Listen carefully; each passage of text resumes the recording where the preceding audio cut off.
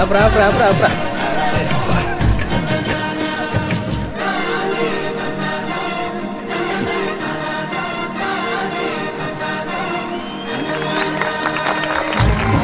రండి రండి ఎత్తుకోవచ్చు మెల్లికి పెట్టరా